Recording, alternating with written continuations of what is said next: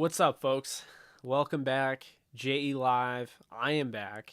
I have been not that far away. I mean, we just put out an interview, in case you guys didn't see, with Quentin Lake, the newest LA Ram. So, I don't know if you guys have seen that, but I have been doing stuff. I also started driving for Uber Eats. So, there's a life update for me. A lot of fun. Enjoying it, making side money. The thing that they don't tell you about, being a full-time content creator and being a freelancer is that when you are that, you're only getting paid monthly. For the most part, everything you do is a month to month basis, right? So I needed to get that in between. Otherwise, you run the risk of going broke. So yeah, I started doing Uber Eats, and that's why I've been a little bit more busy than usual. But not going to affect the show, not going to affect the channel. Just did a show over on Callin exclusively in case you guys haven't checked that out. The link is in the description. You can. It is a Rams only show, and it features the ability to bring in anybody I want to bring in as a guest. Live. So that's always fun. So doing that, doing Downtown Rams, obviously, doing this. So you factor in Uber Eats, you factor in the other things that I'm working on, and you can see why I'm busy. Also, the Jacoby Durant video is going to be delayed. I want to get that out, but I want it to be very good, and I haven't had the time to really put a lot of, emphasis into it. So it will be delayed, but don't worry. We'll have a Jacoby Durant film breakdown video, which I'm sure you guys checked out my one on Logan Bruss. But welcome in. Hope everyone's doing well. I get a delay of game penalty, I guess, says Michael. Harsh, man. Yeah, I mean, I get it, I guess. I should have been in a little bit earlier, but just making sure everything was gonna run smoothly, because you just never know when you're streaming. The problem is when you're streaming and something goes wrong, to change it midstream is probably going to break your stream. So you got to be very careful with that. And so that's why I take a little bit longer than most people want me to. What's goody, Jake? Loved the Lake interview. Thank you, Hilltop. I loved it as well. I love doing it. Lake is awesome. We're really excited for him, Alexis and I both. And I think this is somebody that's going to be a legit player on this team. I think he's going to have a defensive role down the line, down the stretch. Maybe not year one, but could be year two, could be year three. But I think they got this guy for more than special teams, so I'm excited for him. Let's see here. Do we still pick up OBJ? I think the Rams do. I don't know for sure what's going to happen. It's kind of weird right now. But I do think that the Rams are going to pick him up. Yeah, I think so. I think it'll take a little bit of time. The contract's a little weird, right? Because you're coming off a torn ACL, and you aren't 25. I mean, you're getting closer to 30. You can see there's a little bit of pullback there. The Rams obviously want him. Not a guarantee that, and he wants to stay, but not a guarantee they can come to the right numbers this early on. It might take a while. I think it's going to happen. I think it'll happen later on, though. So just keep that in mind. Rams fan since '82. You do a great job with content. Appreciate you. Really do appreciate that. That's very nice of you to say. What do you think the Rams record this season will be? I think it's going to be a 13-4 season for the Rams. I just talked about this on Call-In, actually, and I have them losing to the 49ers week 4. I have them losing to the Saints, the Chiefs, and the Packers. So I do think they go 13-4 and win the Super Bowl against the Bills. But I will say this schedule is ridiculous. It's the hardest schedule I think you could have possibly put together this year for any team, because you're not just playing, the top-notch AFC West. You're, that extra game, the Week 17 game, yeah, that's the Bills. So you're playing who I believe is the best team in the AFC. You're playing the best division in the AFC. And then, oh, by the way, as weak as we want to call the NFC, the Rams are playing every top NFC team that you could think of, except for really the Vikings and maybe the Eagles. Because I think the Eagles are better than the Cowboys. But I mean, realistically speaking, they're playing the Saints, they're playing the Packers, they're playing the Bucks. I mean, that's going to be brutal. They're playing the Niners twice. I mean, it's one of the toughest schedules I've ever seen. So, to put it bluntly, obviously, I know a lot of people aren't going to be happy about that, but I'm just being honest. Hey, Jake, do you know when our rookie camp starts? So, Joe, this is a great question. Rookie camp, because they won the Super Bowl, I guess they decided to do it differently. Rookie camp never happened. What they decided to do is X out rookie camp and have all the rookies report today. So they all reported on the 13th. Is this Friday the 13th? Wow. I probably shouldn't have been driving. I'm superstitious like that. So, but no. So Friday the 13th is when they report, and that's just how they wanted to do it. There's no rookie mini camp. It's actually quite the opposite. They started before the rookies. They had the rookies come in at a later date. So that's interesting in that regard. So to answer your question, Joe, rookie camp isn't a thing this year. They got rid of it. It's just they're reporting for OTAs. That's essentially what's happening. What's up, Jake? Love the content. Hope all is well. Trav, thank you. All is well. I appreciate that. Hope all is well with you. And really appreciate the kind words there. Let's see. Giovanni. Hey, Jake, do you think the Rams re-sign Greg Gaines? I hope they do. Good question. Greg Gaines. Let's talk about him for a sec. 4th round pick out of the University of Washington. Now, here's the thing, okay?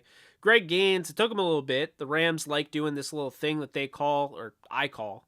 They don't call it. I call it. They like doing this little thing where they play it. They play it slow. They slow play it. Also, you know, you could argue, like in poker, for instance, people that have good hands slow play them to get more money out of everyone else and into the pot. So I mean that is a thing, but the Rams slow play these rookies by bringing them along slowly. It is exactly how it works. Essentially, they bring in a guy like Greg Gaines as a 4th round pick, and instead of thrusting him in, even though he might be able to handle it, they don't want to just thrust him into the rotation. They want to have him pay his dues. They want to have him develop behind guys. And so finally, his second to last year under this rookie contract, he becomes a starter, a bona fide starter in place of Sebastian Joseph Day, so much so they let Joseph Day go. Now, your question is, will they bring him back? And I do not know the answer, but I'll say this. I think people are going to be surprised. I'm going to say I think they do bring him back. And I think people are going to be surprised when the Rams pay him because it's going to be a lot more money than a lot of people are going to think. Greg Gaines is a lot better than I think the average football fan believes. So he's going to get paid. I'm just telling you right now. I think he'll be back as a Ram. Keep in mind, and you can gift me if you want, the Amazon money, folks. Amazon money. You know that thing that you just saw, Kirk Herbstreit and Al Michaels, and they're calling every game Thursday night.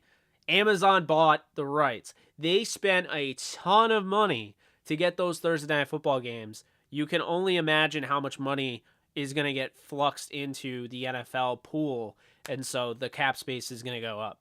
And that's the thing. The Rams, everything they're doing, they know. A lot of these teams do, but the Rams definitely know. And so I do think for that reason, Greg Gaines will be back, and other reasons, but that's a big impact. Big plays, Spice Vault. Is Atwell a possible roster cut with Powell owning a spot? I don't think so at all. Atwell is in his second year, really still his first year because he didn't play all of his rookie season. He's a second round pick. This is not a team that wastes picks very often. I mean, they gave Sam Sloman an opportunity until he absolutely was one of the worst kickers you could possibly imagine, and then they let him go. But they don't like to waste draft picks. I couldn't really see it. I think Atwell's going to have a role this year. I really do. I'm on the Atwell train. Anyone wants to join me, go ahead. If you don't, that's fine. But I'll just say this. Tutu Atwell, there are common misconceptions with him. First thing, he's Tavon Austin.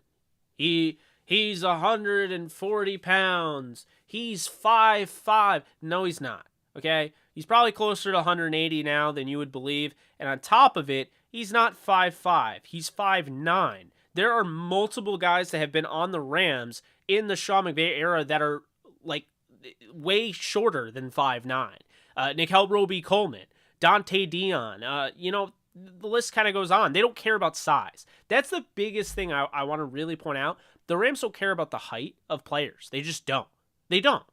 So this whole Atwell is too short, or Atwell is too small, or Atwell isn't fast enough, or he's just another Tavon Austin. He's not just another Tavon Austin. This is coming from somebody that loved Tavon Austin, okay? Tavon Austin was a thrill to watch in college. Absolute thrill. But Tavon Austin was a gadget player. And that's the thing we never really... some people picked up on it. There were warning signs. But for the most part, they are not the same player, okay? Tutu Atwell is a more refined route runner, and he's willing to go up and high point the football at 5'9". He's willing to go up and make an attempt. You don't see... Tavon Austin's not going to jump ball the football, okay? He's probably going to try to rip the guy down, bring him down, and tackle him. Tutu Atwell will go up there and high point the football. And Atwell, for the most part, when he had good quarterback play out of Malik Cunningham, he looked really good. And then the last year, when Malik Cunningham had a really bad year, he still looked good. And if you watch the film, you can see he was held back by Cunningham in year 2 with him. So I'll say this. He's not going anywhere. The Rams have... We just talked about slow playing with Greg Gaines. The Rams are going to slow play it with Tutu Atwell.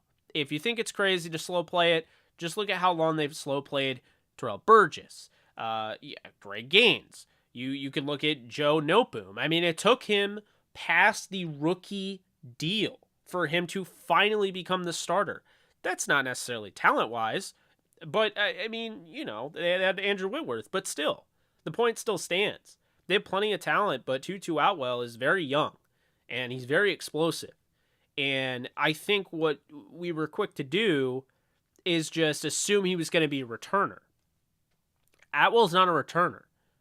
Atwell's a legit slot receiver that can play on the boundary and can actually win off the line of scrimmage. He doesn't have the size that you would think he would, but I'm telling you, watch the tape. He's got good footwork.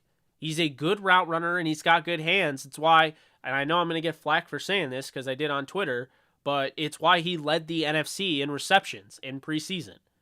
And then people will say, well, why are you using preseason stats? He didn't get a chance in the offense. Well, people will be like, well, he wasn't ready, and that shows that he's a bust. Van Jefferson went from 22 catches, I believe, his rookie year, to going to 800-plus yards and being 7th in the league in yards per reception. You said, and I'm not saying all of you, but some people out there said they needed a deep threat. I told you you had Van Jefferson, and you were fine. They still went out and got Deshaun Jackson, and they got Tutu Atwell. Deshaun Jackson left, and they didn't even need him. Clearly, Van was always the deep threat. But on top of it, now you have Atwell, and now you have Jacob Harris. You got to let these guys develop. And the Rams, they are in a very good position here where they can, because, you'd like to see Atwell out there. You'd like to see number 15 blowing it up, second round, pick, all of that. But they don't need him to. It's petty to call this guy a bust and complain when in reality they don't need him right now. I think he'll play a little bit. If they get Odell will be back in November, so I think he'll play a little bit next year. But they don't need him right now. They got Allen Robinson, they got Cooper Kupp, they got Van Jefferson, they got Tyler Higbee, Kendall Bland, Bryson Hopkins, and on top of that, they got running backs. All 3 of them can catch passes. Akers, Henderson, and Kyron Williams. There is so much talent. They don't need Tutu Atwell to go right in right away and be a game breaker. They don't. And that is actually a benefit. This is why I think it was a good fit for Atwell, because while I do think he's more NFL ready than people give him credit for, this is a guy that's going to get an opportunity to learn from the best of the best. He's going to be around Allen Robinson and Cooper Kupp. Those guys are fantastic receivers, both number one receivers on this team. He's going to get an opportunity to see Van Jefferson. He knows what Van went through his rookie year. Van can help him out. He's going to be around Eric Yarber, who's one of the best receivers coaches in the league. This was a really, really good fit for Tutu Atwell. So for me, yeah, long game. Okay, they're slow playing it again. It's okay. It's okay. He's not going to come in and blow the barn doors off. Okay, it's fine. Let the guy develop. I'm just saying, you might be pretty impressed when he gets a shot. The Rams wouldn't have anybody on the roster if they didn't believe in their talent. So Atwell will have a role. You don't just draft him in the second round and not give him a role. J-Man. What's up, Renee? I have never seen a tougher schedule than the Rams have this year in watching football for over 40 years. This schedule is brutal. The Rams could win the division with less than 10 wins. Now, Renee, I'm with you, but I still think this team is going to win more than 10 games. I've been seeing the over-under's 10.5. I'm taking the over. Because I think the worst case, obviously you get into the injuries and John Wolford coming in, all that, yada, yada, whatever. I'm talking about the worst case scenario if the Rams are still, healthy enough to compete and just don't get the job done more often than not. They're looking at 11-16. But this team is going to at least win half of those, top tier games. And so for that reason, I have them at 13-4. I could see 13. I could see 14-3. I could see 13-4. But that is pretty much where I feel comfortable. 13-4. That's what I see. Guys, be sure to hit the subscribe button if you're new here. Welcome. And if you haven't already, be sure to hit the thumbs up, the like. Let's do that because that helps the channel. It helps me out. It's freaking awesome when you do that. I'm just putting it bluntly at this point. So yeah, thumbs ups all the way around. If you do like me, just know that every thumbs up that you give helps me in some facet. It's telling YouTube that you are watching this video and you are enjoying this video and you don't want to run off a bridge or anything like that. Like you're enjoying this video and it's not making your ears bleed. And if you don't thumbs up, YouTube is basically taking your view as, yeah, they didn't really like this video. We won't recommend it. Remember I said that. As much as I love you guys, those of you who aren't thumbsing up are basically telling me that they don't like my content. I kid. I understand. It's one of those things I even forget to do. I'm one of those people, though, I will go back after a video I watch, realize it didn't thumbs up, and go back and thumbs it up. Because I'll tell you right now, the hands-on experience of content creating makes you appreciate it so much more. It's just like the hands-on experience in retail made me appreciate retail workers so much more. Hands-on experience with Uber Eats has made me appreciate Uber Eats and DoorDash and all those drivers way more. So yeah. What's up, GOAT? How we doing?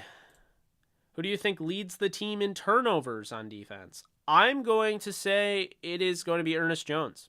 I think you combine Ernest Jones' ability in coverage, who he's gotten a lot better in, his ability always around the ball, just what he can do as, a guy that can jump routes. He's athletic enough, but on top of it, he can force fumbles. He's, they're going to use him in a blitzing role. I think Ernest Jones has a chance to have the most takeaways on the defensive side.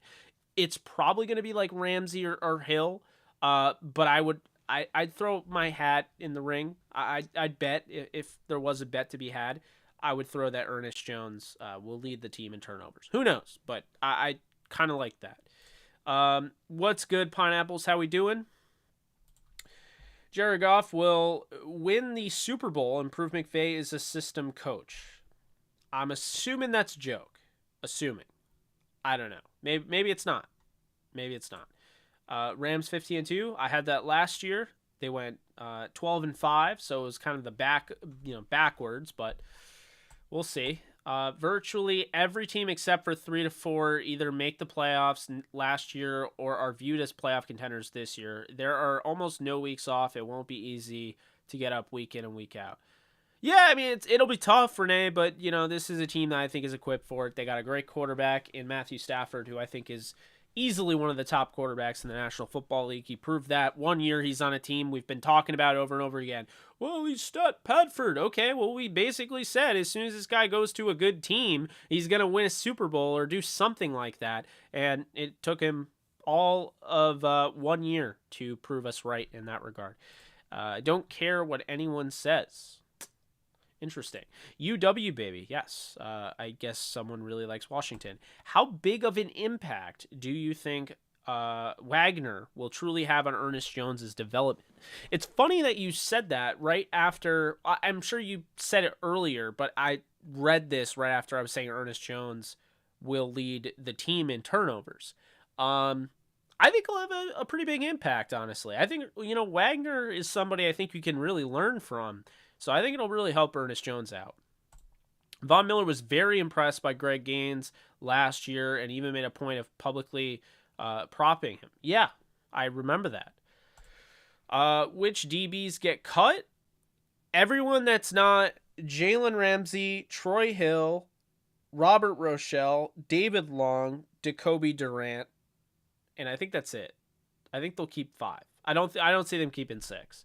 If they keep 6, it'll be they'll keep Darion Kendrick, but I think Darion Kendrick will be on the practice squad. Tutu's not going anywhere this year. The Rams had a plan for him. That plan was for him to begin to contribute in 2022. The plan was never for him to contribute in 2021. They won't give up on him yet.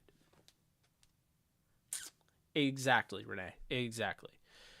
What we got to do to get a Daniel Isom interview? We're reaching out to all the guys. We have some, I will say we got more interviews around the corner, more Rams. We got 2 UDFAs, I believe. I want to say 2. Yeah, 2. Potentially another draft pick. Stay tuned. I mean, Alexis makes all the moves. Don't look at me. She's such a good booking agent, I guess, for the podcast. So, yeah, she's been doing the legwork. Got to give her props there. What game are you most excited for? Rams-Bills. I'm really trying to go to that game. I really, really want to go to that game. And then the second game I want to go to is Rams-Chiefs because, as you guys know, I'm a Kansas Jayhawk fan. I have family in Lawrence, Kansas. I love the idea of killing 3 birds with one stone. You go to Lawrence, you see family. Fantastic for me. Then you go and you see a Jayhawks game. I've never seen a Jayhawks game. I have been watching the Jayhawks since I can remember, and I've never seen them in person. I literally have been in Allen Fieldhouse. I got on the floor, but it was after the season. After they lost the title in 2012, in 2012 to the Kentucky Wildcats, I got on the floor. My uncle's the fire marshal there. Like, I have connections there. Like, it's awesome. But I've never seen a live game. So, I want to go to that. I want to see a KU game. I want to see my family in Lawrence, Kansas, and see the Rams-Chiefs. And I feel like that would be a fantastic trip for me, personally. Maybe not other people would care because, not everyone's a Jayhawks fan. Not everyone's family lives in Lawrence, Kansas. But I think that would be the move if I was going to any of the road games. So that's what I want. To answer your question, the most excited I am is for opening night against the Bills. I wanted this game. This is the team that I picked to go to the Super Bowl against the Rams. I love the Super Bowl 57 potential preview. That's got to be the game. But the Chiefs game is very intriguing, and yeah, I'll just say that. What's up, Joseph? We have a manageable schedule the first 6 weeks. After that, the schedule's brutal.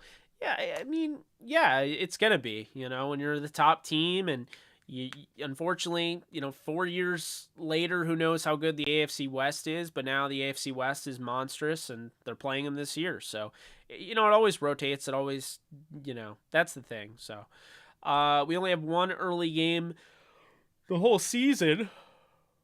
I hate when I just randomly yawn. I'm not tired. It's annoying. Anyway, the Rams had the talent to win every game, but it's not easy to emotionally get up for every game, especially after winning the Super Bowl. That's what the hangover is all about. But the hangover is about teams that go to the Super Bowl and lose in the Super Bowl. More often than not, that's what the Super Bowl hangover is dictated towards. Uh, at least from my experience with that term.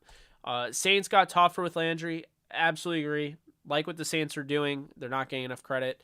And I don't think people trust Jameis Winston, but I'll tell you, I do. And I like what they're doing. So I'm giving them props for sure. Let's see here. Where did my comment section go? Okay, there we go. Who emerges victorious in the safety battle? Why? Okay. Jordan Fuller, Nick Scott, Terrell Burgess, Taylor Rapp, and Quentin Lake. I think Russ East will be on the practice squad, but I don't see them keeping 6 safeties. I don't see them keeping 6 corners. I have Ernest leading to getting a fair blend of fumbles and picks. I say 8 turnovers, you say. That's a lot. I don't know if I'd go that high, but yeah, I could definitely see Ernest having a really good season and turning the ball over a lot, like I was mentioning. They say me walking around Atlanta in Rams Super Bowl gear. It's annoying. Sign OBJ with you. How's it going, Paul? Hope all is well. I'm pretty good. How do you think we would be without Odell? I still think this team wins the Super Bowl with or without Odell. I would love Odell. I'm a huge Odell fan. I have been for years. Yeah, I would prefer, I would prefer they get Odell. Hey, Jake, keep up the content and keep pushing forward. Thank you. I will. Caden, what do you think of the Jarvis signing? Hate and love the schedule. Love it for good games to watch, but it will be tough. Yeah, I really like the Jarvis Landry signing. You're going out and you're getting a guy that is going to help you in the slot. Can also play on the outside, but mainly a receiver. Didn't run super well 40 time at the combine, so he never really gets the proper recognition because everyone just associates him for being slow. But dude can block. He's physical.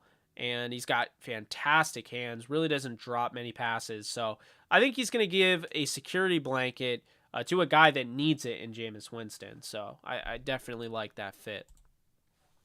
Bills Mafia is already annoying. I haven't seen anything, but I'm not going to say you're wrong because I have had my experiences with them in the past. OBJ said he prefers to stay with the Rams. Yes, I saw that. He actually commented in my Twitter thread. That was interesting. I know, but he ain't going back if the team keeps lowballing him, which he also expressed. Yeah, it takes time, though. That it's the preliminary offer.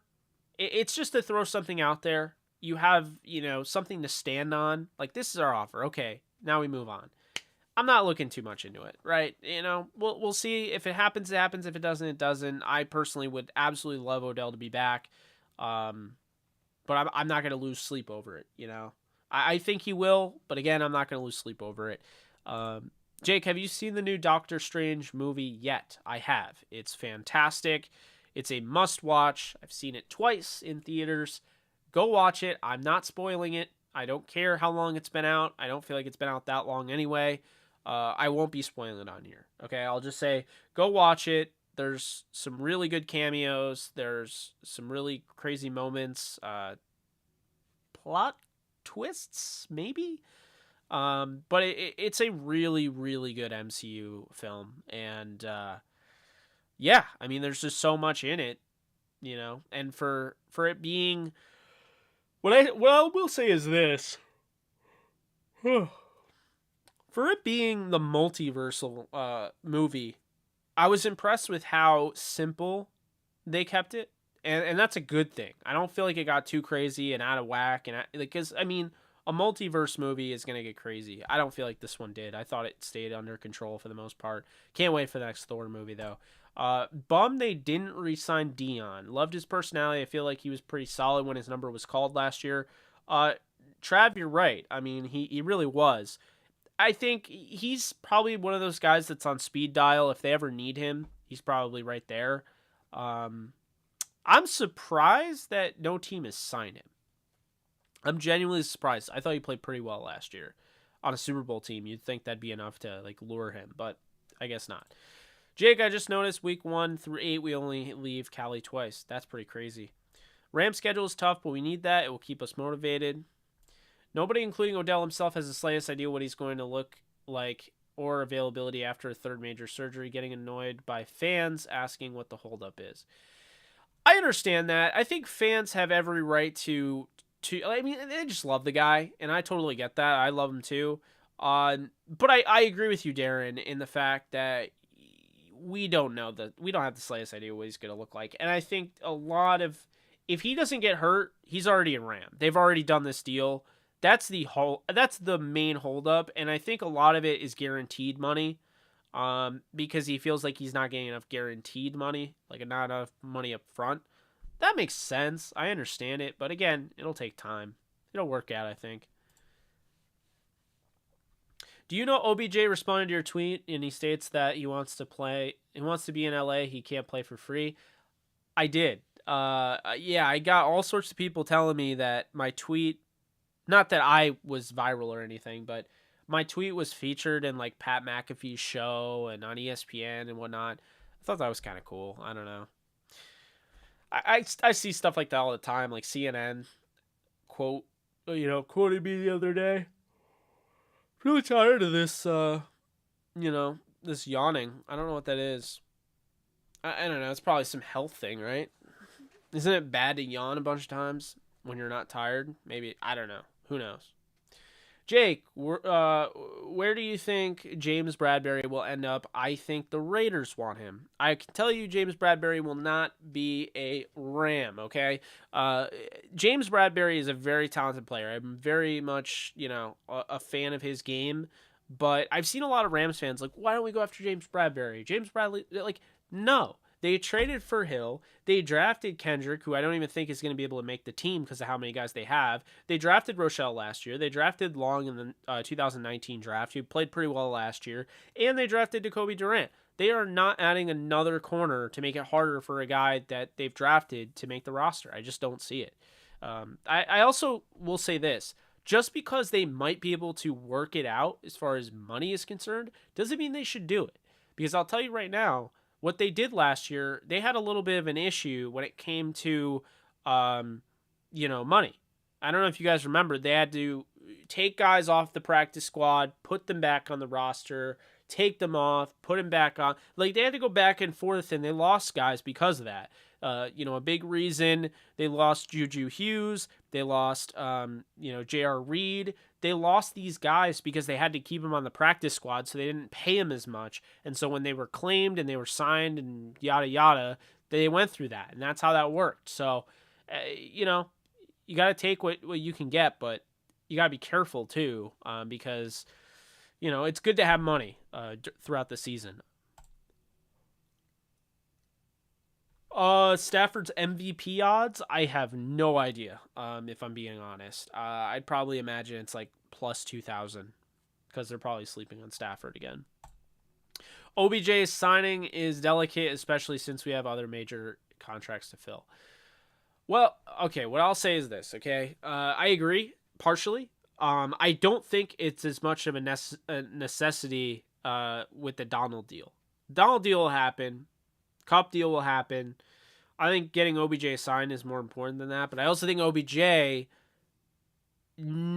he's not dying to sign right now. I think the only one that has a legitimate chance at OBJ if they want him are the Saints. Because the Saints, if they can lure OBJ and say, we have Jarvis, you'd be back in Louisiana, we got a quarterback in Jameis Winston, we got a good football team, he might go there. If you give him the money. I wouldn't rule it out. I think Von Miller will have to work for his money and not having AD by his hand. Yeah. I mean, I think they have a lot of talent, but not having Aaron Donald will definitely be a step down for sure. Yeah, the new Thor movie preview is probably leaving out 99% of like big time movie events, which I love. I feel like it's really not telling you a lot, and I prefer those MCU trailers that don't spoil the entire movie. I don't feel like Doctor Strange really did that, but I can tell you right now, Thor is not doing that because they didn't even show us Gore the God Butcher, who is literally the main antagonist for the entire film. I think Detroit has the best roster in the NFC North. What are your thoughts on the Lions? I don't agree with that. I would say the Vikings potentially have the best roster from top to bottom. Um, Aaron Rodgers always makes the Packers a tough threat. They have a really good defense. They, added some weapons. You got Christian Watson and Romeo Dubs. I'd say the Lions are probably ahead of the Bears, but I don't think they're ahead of the Packers, and I don't think they're ahead of the Vikings. I really could see the Vikings being the best team in this division. I really could. I know they don't have Rodgers, but I think they're more complete. That's just my thoughts. Hi, Jake. I'm going to week 1. Hope to see you there. I'm hoping to see you there too, Sheep. It'd be awesome. I'm glad you're going. I'm going to try to go. We'll see. If I do go, I will see you all there. This is a good question, Darren. Any undrafted rookies that I'm high on? 2 actually. Actually, I'll say 3. Not this year, but Lance McCutcheon, the wide receiver for Montana State, who was the same Montana State they drafted Daniel Hardy from. Lance McCutcheon has a chance to have a legit role. Not this year, but I think he's somebody, if you stash him on the practice squad, he's not going to be like a recurring practice squad guy. I think he might actually make the team. He's got some good ball skills. I don't just say that. Like, he can go up and high point the football, box out defenders. I like him. I think he had good tape. I like the pickup. It was a later pickup, but I like it. So I'm really high on him as far as the UDFA you can be. Jack Snyder is another one. I really am high on Jack Snyder to make this team. I think he will make the 53, the San Jose guard. And then I'm really high on Jake Hummel. I think Jake Hummel was one of the best linebackers available. I had a 6th-round grade on him, and they got him undrafted. Jake Hummel will make the 53. I think Jake Hummel and Jack Snyder both make the 53. So 2 UDFAs this year make the 53-man roster. And I think they'll probably have a few that are on the practice squad, headlined by practice squad or UDFA wide receiver Lance McCutcheon. Those are the guys that I would be looking out for. There are others as well. Daniel Isom had some good tape at Wash State. But, I wouldn't say there's a ton of guys out there. I would say I do like I think we're interviewing him. I'm looking right now. 1 second.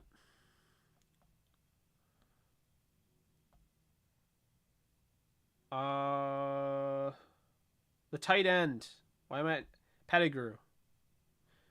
I think we're gonna be interviewing him at some point. Jordan Pettigrew, I think it is. Jamal Pettigrew. Yeah, I think we're interviewing Jamal Pettigrew at some point.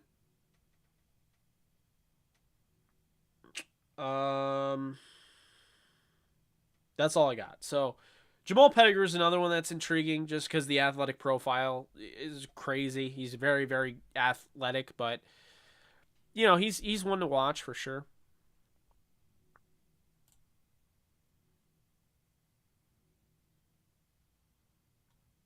No, I know what you meant.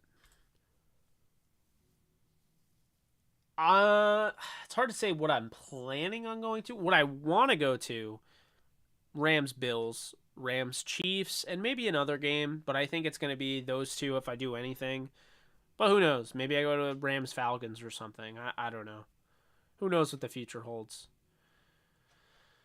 I mean, money is not it's not one of those things like I'm not in a position to just shell out a bunch of cash, but at the same time when the season starts up again, I'll probably be making enough. I won't say enough, but I'll be making, a decent amount more than what I'm making now. Being a football content creator, especially Rams content creator during the off season, you don't make as much as you would during the season. It's just obvious, right? So, we'll see. And if other jobs come around, maybe I take another job and, make it happen that way.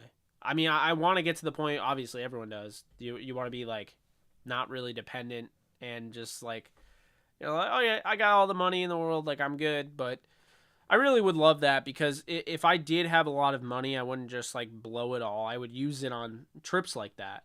I would be able to get my name out there. I mean, it's as much of a trip for pleasure as it is a trip for business. Because when you think about, from my perspective, I love the Rams. I love being there. But it's important for me to network with you guys, And I think people that I've met, like, I'll never forget, I was at the Giants game, and this one guy comes up to me, and he's like, my son is a big fan of yours. Can, like, I get a picture? And I was just like, yeah. I mean, that's freaking cool, And apparently the dad didn't even know who I was, but the kid was like, oh, I'm like the biggest fan of yours on Twitter. And I don't know, you get those moments, and it humbles you. It lets you know, like, but it's just a nice little thing there. So that's just, it's part of the thing, right? You want to go, you obviously want to watch the games and stuff, but you also want to spread the word about what you're doing. I mean, think about how many Rams fans don't know I exist and don't know about JE Live, but know that, I mean, you probably know that it makes sense for them to watch it, but they don't know about it, So I gotta reach out to those people. Obviously, I want Jake Ellenbogen channel on YouTube to be, open for other stuff, but it's very dominated by Rams content based on who we have. So, that's what I'll say there. Wildman Samurai, really appreciate you donating. Just talking about money, and that definitely helps. Think the Rams might sign another wide receiver and let OBJ go, considering he can't play until December on 2 knee surgeries? I don't think so, but this is a good question. The reason I don't think so is because if they really were keen on letting him go, if they were leaning towards that proposition, then I'll be honest with you, they probably would have drafted a receiver. There were a lot of talented receivers that they could have had deep into the draft. I mean, a lot of talented ones. I mean, you could have had, Calvin Austin the 4th round, for crying out loud. So it's worth mentioning for sure. Jake, are the Rams' chances getting slim? I wouldn't say they're slim. We just don't know. I think it's a waiting game at this point. What do you think of the Chargers anime schedule? It was awesome. I loved it. I'm not an anime fan, as most of you know. I just like Dragon Ball Z. I know it's a type of anime, but I wouldn't classify myself as like an anime fan. I'm not a diehard anime fan or anything like that. But I respected the hell out of what the Chargers, social media team was able to put together. That was awesome. I liked the digs at, our lawyer redacted because our lawyer told us to, or something like that, with the Browns. The Pat McAfee Colts one, the quarterback carousel was funny. There were other stuff as well. The 28-3, Falcons joke. I thought it was really well done for sure. And the music was, of course, perfect. It was right on brand with anime. So, yeah, I really enjoyed it. I thought it was very well done. I liked it more than the Rams one. As much as I like Terrell Burgess, and I like that Terrell Burgess got like a big role, the main role in the most recent Rams one. I thought it was kind of played out after the draft. Just my thoughts, but Scott, how we doing?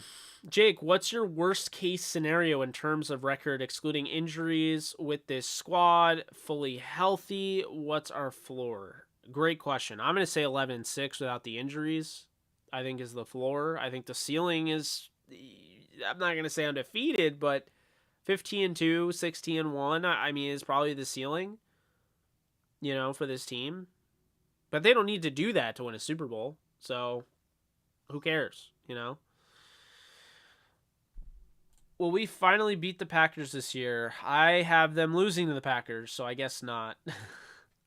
Hate to be the bearer of bad news. Not like my word means everything over everyone else, but Darius, thank you so much for donating. I appreciate you. Definitely helps out the channel once again.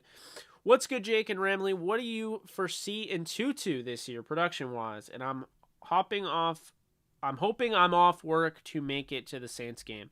That's going to be a good one. So, yeah, I hope you are too. Good question. I was just kind of talking about Tutu Atwell. I think this year you could see him being, in a gadget type of role. Still being utilized, but not like a ton. If they don't sign OBJ, though, like if they don't bring back OBJ and they don't bring anybody in, Tutu, I think, is wide receiver 4. So who knows? But yeah, I could see him having a few touchdowns and, carries and receptions. 400 total yards maybe without, like, he's not, I don't think he's going to be the returner. That's probably what I would say. I don't think it's going to be a big year for him, but I think it's the start of something that could be bigger, if that makes sense. Jake, Amazon wants McVay badly, but McVay said he loves coaching and wants to keep coaching maybe when he is a little older than he might later on. Yes, Amazon is annoying me with that. I just find it funny how, all these coaches, no one ever got these offers, but the Rams finally get, like, the best coach, and yeah, now he's getting plucked. It is annoying. Didn't watch the Bills that much last year other than Josh Allen, Stephon Diggs, and their DBs. It doesn't seem like they have good linebackers or pass rushers. What else makes them so good? Yeah, so I understand this because, when you look at this team, yeah, the linebacker play wasn't great down the stretch, but what makes this team so good is that they do apply pressure, and I think that game against the Chiefs was kind of an anomaly because they do get good linebacker play for the most part, out of guys like Matt Milano and Tremaine Edmonds. But, I think the DBs are good, athletic. Obviously, Trey White will be healthy again. They didn't have him in the playoffs. Could have definitely used him. And I really like what they have in the interior. You have Ed Oliver. You have a guy that I absolutely loved in Gregory Rousseau. And now you add Von Miller to that. Like, it's definitely something worth mentioning. Let's see. Oh, and they added Kyer Elam as well. Forgot to mention that. Jake, which free agent are still out in the market? Just curious. I mean, Jadeveon Clowney is probably the biggest name. I don't think the Rams would have interest. I mean, also Bradbury, but I've heard nothing but good things about Lance. I gotta watch more tape. Lance McCutcheon? Yeah. I mean, he's got good film. I think you'll like him. Y'all gotta check out that Quentin Lake interview. Yes. Thank you, Nolan. Appreciate you. Yes, please be sure to check that out after we get off the live stream. Randomly smash the like button. Yes, please. And I'll do a little. There we go. Smash the like button. Let's see, we're at 41 likes. Let's see if we can get that up higher. Who knows? Maybe we can't. Hopefully we can.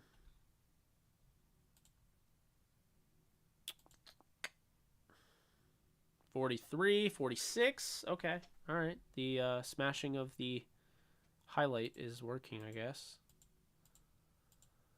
Yes, Brick's got the like button. Jake, did you see the short Rams movie about the scheduled release show? It was just like the Rams draft movie ad, but just shorter. Yeah, I didn't really. I don't know. It did nothing for me. I like the draft movie was like. I don't know. I liked it. The schedule one felt kind of corny. I'm not gonna lie. Wasn't the biggest fan of it, but whatever. How much are Rams tickets? God, I have no idea. Someone will have to answer that because I have no idea. I know they're expensive. I can tell you that. Jake, tomorrow I will be taking a picture of the Super Bowl trophy. That's awesome. Let's see. Jake McVay and Stafford love OBJ. Yeah, it's true. On paper, the Chargers defense looks crazy. Do you think it all falls together this season, or do they need a year or two? This has got to be their, this has got to be the year, right? I mean, they've been a year away, and now they're, we're going to say they're a year away from being a year away? I mean, I don't know. I got to say, they got to do something this year. If they don't make the playoffs this year, it's not a good look for the organization. And at that point, Telesco needs to be fired. Just being honest. Do you think the Rams would pursue? I don't think the Rams would pursue Saquon Barkley. Unfortunately, I don't see it. What do you think the Rams do in 2026? LOL, no one to trade for to keep the super team going to continue. I don't know. I mean, 2026, they could be trading for their next franchise quarterback. Who knows, you know? Who is our RB3? Will it be Williams, Jones, or Funk? Williams. Williams is a lot better than both of them, so I would say Williams. How do you see the Lakers season playing out next year? It's interesting, Caden. It really depends on who they hire. I really do. I don't know. 1 second. Again, I don't know why I keep yawning. It's annoying. I'll say this. There's a coach that I really like. I've mentioned on this stream before. And I feel like he's one of the very few in the league that really know how to develop young talent. And that is Kenny Atkinson, who was the head coach for the Brooklyn Nets, back when they had Joe Harris and, Karis LeVert and Jarrett Allen, Spencer Dinwiddie. He turned into a freaking star, that one year. Then Kyrie Irving wanted him gone. So Kyrie Irving didn't like him, probably because he was holding Kyrie accountable. And, after that, Atkinson gets fired and then becomes an assistant for Golden State. I want Atkinson to be the Lakers head coach. I think he's great. I think he'd be awesome. I think he'd get the most out of Malik Monk, who I thought had a really good year, resurgent year. I think he'd get the most out of Stanley Johnson. He'd get the most out of Austin Reeves, all those guys, right? I mean, I think he would get the most out of all the young guys, including Kendrick Nunn, as long as he didn't, get a bone bruise that sidelined him the entire year again. I would be laughing, but that actually happened. I'm not even making it up. I'm being real with you. That actually happened. Rams wouldn't be the super team soon. The future is not bright for the Rams with no picks and don't have capital to trade for top picks. They don't need to be a super team, though. I guess that's kind of the disconnect I have with that, is that, people think the Rams need to be a super team. They have the most draft picks on the team, that made the 53 last year. So I don't know about that. The super team stuff is kind of, I don't know.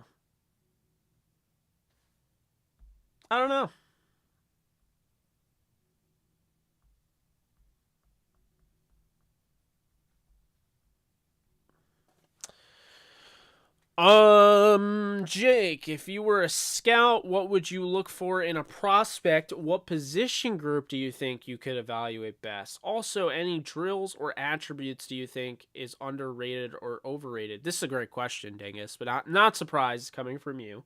You have some of the greatest questions I've seen on this channel, so obviously, props there. Yeah, so if I was a scout, let's break this question up a little bit. I mean, here's the thing I want to look for in a prospect, okay? Does this guy play the entire game? Does he have issues? Because this is a thing that I look at, and I was taught this by the Scouting Academy, is that when you are watching film, context matters.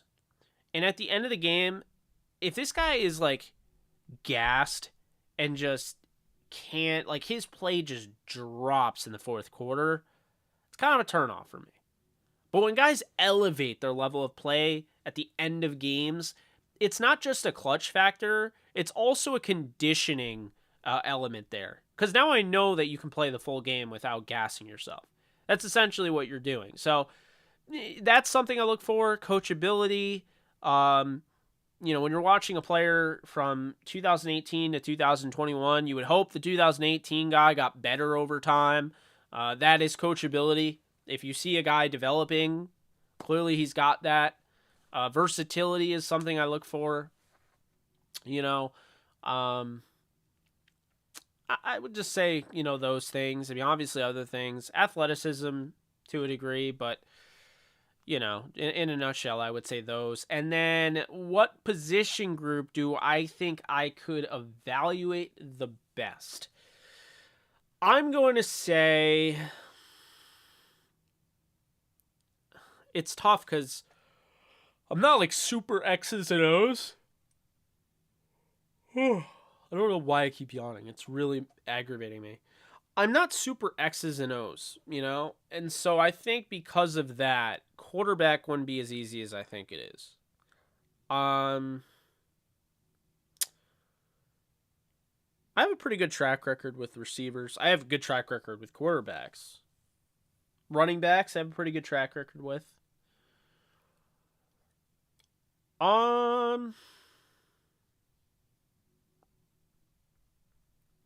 That's a really good question. I might say wide receiver. Maybe corner. I think I'd probably go wide receiver. That's a good question, though. Any drills or attributes do you think is underrated or overrated? Overrated 3-cone drill. Okay? I don't care about the 3-cone drill. No one is going to do that in the NFL. I understand, doing this, doing that. You're not going to... No. Okay? I don't care. That's what got DK Metcalf to fall almost out of the second round. Okay? 3-cone drill is overrated. What I think is underrated is the bench. The reason I say that, if a guy doesn't get a ton on the bench, it's not necessarily that he doesn't have the play strength. I'm now questioning his preparedness for the draft process. How serious does this guy take football and getting better? Because when I see cornerbacks, benching like 5, that's not good enough for me. Like, you better be 5'8" and a $160 if you're benching 5 reps on the bench. Like, I don't know. But, like, offensive linemen, when they don't bench 20, like, if an offensive lineman doesn't bench 20, that is a red flag to me. Bench press is underrated. Overrated is 3-cone drill. I will always stand by that. Appreciate the great questions there. I don't know what that means.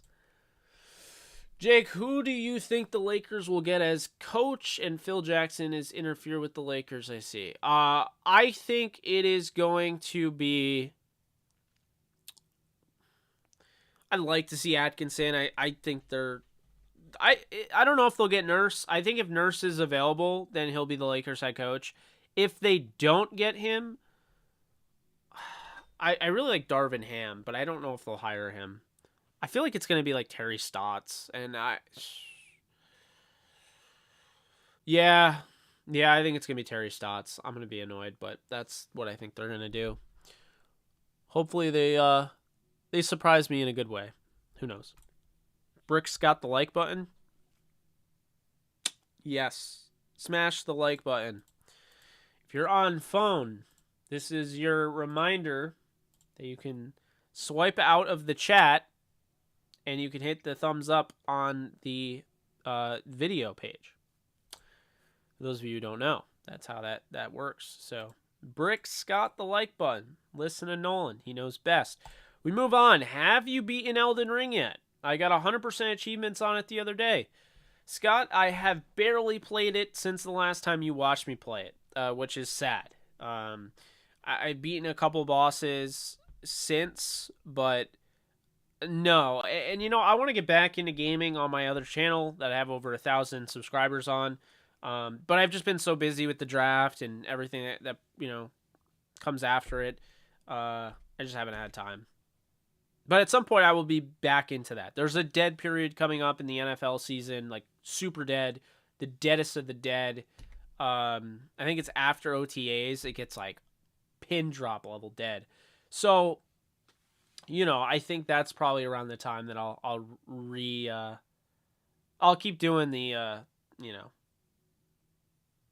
the streams, the gaming streams, but might even do some baseball. I mean, I've been playing MLB The Show, actually, a little bit. I don't play video games that much, and I used to play them all the time, but, when I find time, I've been playing MLB The Show. Guess that's what happens when your team is, 23-8? I thought the Yankees would be good. I thought the Yankees would be good. I kept saying they're fine. Everyone wanted this guy. Insert big name here. Trade for this guy. Sign this guy. And I was pretty sure they were fine.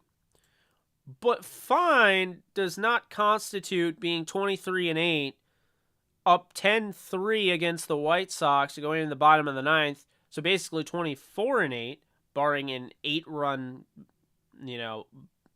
blown game. I didn't expect them to be 24-8 at this point in the season. I mean, that is incredible to me. They've won 24 out of 32 games so far. The team is the scariest mid-May team I've seen in baseball ever. I've never seen a team this scary in baseball. They win every game, it seems like. When they lose, it's absolutely shocking. When they're losing, it's assumed that they're going to come back and win. They're just one of those teams, but yeah, that's what's got me into, MLB The Show. My brother bought the game, so I've been playing it here and there. But, yeah, it's crazy. This is false. This is absolutely false. I appreciate you, LMR, but that's false, my friend. Baseball is not as boring as cricket. Come on now. Cricket matches go on for, like, days, don't they? Like, how long I'm going to look that up right now. How long are cricket matches? It's like golf. 5 days. 4 innings. Okay, 4 innings are normally played in a test match where each team bats and bowls twice. Each day play is typically 6 hours with at least 90 overs bowled. No. There's just no way. There's no way. If I see you at the Rams versus Bills, I got an RWO hat for you. Appreciate that, Jose. Yeah, resale is ridiculous. Yeah, I figured. Jake, who do you think will win the AFC West this coming season? I kind of have a weird, sneaky suspicion it's going to be the Raiders. But, I don't know. Could see the Chargers, could see the Chiefs, could see the Broncos. Anybody can win that division, so it's hard to say. Kroenke is just, he'll do whatever. He's not really in control. Like, he funds the operation, but, like, he'll do whatever Les Snead, McVay, and Demoff want to do, and Tony Pastors. I agree. They never should have fired Atkinson. Kyrie Irving, huh? That's weird. Doc Rivers couldn't get his motivational speeches to help the 76ers get over the hump. The most overrated coach maybe in the history of the sport. I just don't understand why. He's won a title, great. He had so much talent. He's only won one title. Vogel won one title and he got fired. Doc Rivers is still there. I don't know. Will Terrell Lewis start if he can stay healthy? That hit he laid on Gronk was monstrous. I don't know. I mean, I think he's always going to be on somewhat of a pitch count because of his injuries, his history. So I think you're looking at a guy that's always going to be fairly limited, unfortunately. I also think Justin Hollins is better, so I would start Justin Hollins and use Terrell Lewis in a rotation, but, I think that's what they'll do. I don't know if Gronk will come back, but I would be shocked if he didn't. Second richest owner in football. Jerry Jones is now third. Wow. Jake, you make it to Rams Chiefs. I see you. I'll buy you a beer. I appreciate that, Curtis. Yeah, I'm hoping to go. I'd love to. I'm trying to. We'll see if I get there, but I'm trying to go. Yeah, it's crazy. They're all in first place. I wish I knew what this was pertaining to, Nolan. I really do. I feel bad I don't.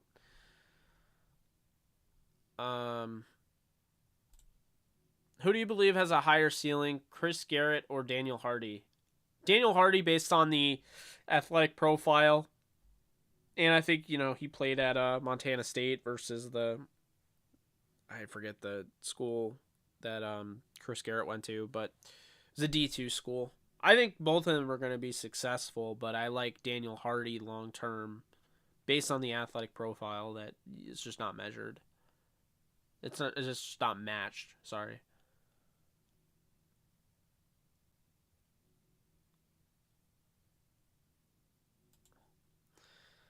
I wouldn't be so sure.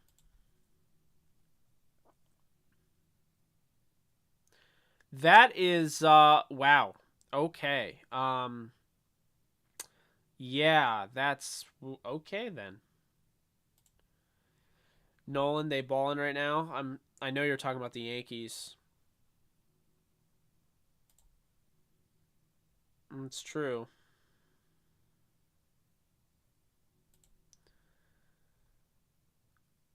Okay.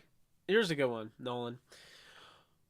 What's your take on fans thinking the MCU is becoming too disconnected in Phase 4? Here's my take, okay? You killed off Iron Man, okay? Captain America, Steve Rogers is who knows where, you know? The problem is, these guys are stars, but their entire filmography is Marvel projects. Cause like they haven't been able to do anything. I mean, Chris Evans has done stuff, but like, Elizabeth Olsen said it best. Like she has turned down stuff she wanted to be in because she couldn't because she was in a Marvel project. It's a lot of it's taxing on, your filmography, your credits and all of that. And so, you want to be in a lot of these films and it's like you can't. So yeah, you have to have a backup plan, but at the same time, people need to keep in mind Phase 4 is setting up Phase 5. Phase 4, the whole point of Phase 4 is that it introduces you to new characters that are going to be pivotal in Phase 5. So you get the introduction of Miss Marvel, Moon Knight. We're going to get a reintroduction of, Rhodey, War Machine. Ironheart, we're going to get, an introduction of in Wakanda Forever. Namor, who's going to be in Wakanda Forever. Whoever the next Black Panther is. Like, there's going to be new introductions. Moon Knight, obviously, is a big one. But the thing here to keep in mind is when, and I see a lot of people, like, complaining about Phase 4. Phase 4 is after Thanos. Like, they had this planned to go into the multiverse. And I see a lot of people say, oh, the multiverse, they use that as kind of a way to bail out that they have no, they have no substance or whatever. I just don't subscribe to that notion because if you look, the multiverse was clearly planned out. They've been putting seeds in there this whole time, and you and I, hiding in plain sight, never noticed. Did you know? In Iron Man 3, I believe it was Iron Man 3, they were pointing to all of this human evolution stuff with Killian. Aldrich Killian. And so, I feel like there's stuff that we don't even know.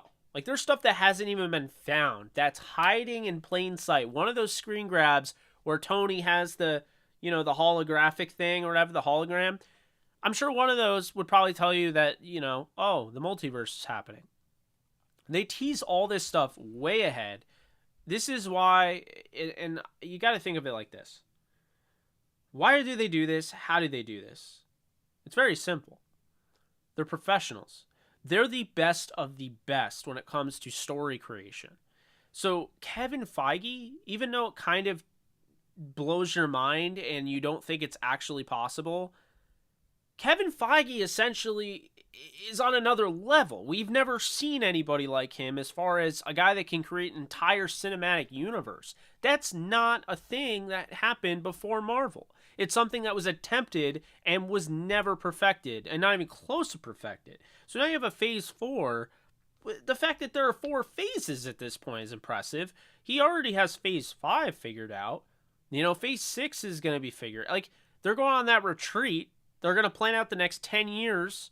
So that's already been announced. Kevin Feige's going on that retreat that he goes on when they're ready to, bring the next 10-year plan down. But I just feel like, Nolan, there are people that, they're disconnected because, and I've seen a lot of it, they're closed-minded to the idea that Moon Knight can't work.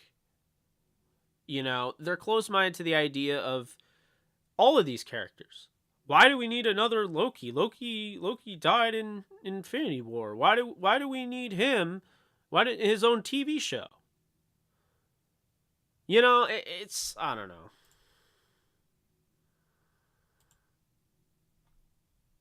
I clicked that by accident. I meant to go back to that.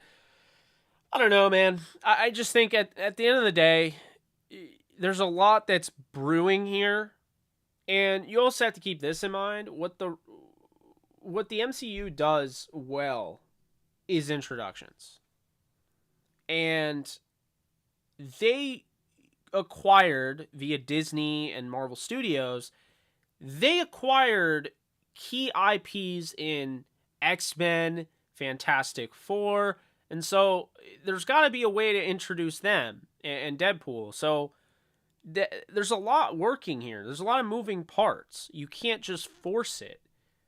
I just think there's obviously got to be patience, but also there's people that were like hating on. I saw it, like people were hating on Multiverse of Madness, and I don't know why, but they were. Like, they're like, oh yeah, it's just a typical Sam Raimi film. Okay, so you didn't like Evil Dead. Okay, like, move on, But I don't know. That's just kind of the way it is right now. I think, and I've always said this, you feel like the smarter person on social media when you're the one that's critiquing instead of, applauding. When you're applauding, you're a fan. When you're the one being negative, you're the critique. You're the one that you feel you have power. People will listen to you more. Because, think about it. If you make a really good take and everyone agrees with it, is it going to get more engagement than the one where no one agrees with it and everyone gets mad? It's not. So, I don't know.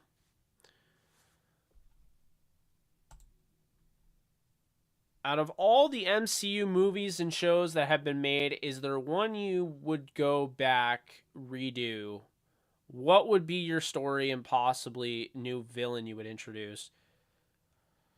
I would probably redo Iron Man 2 and 3. Because Whiplash wasn't that great of a character. Aldrich Killian was kind of lame. I just feel like they created one of the best origin stories ever in Iron Man. That movie was insane. And then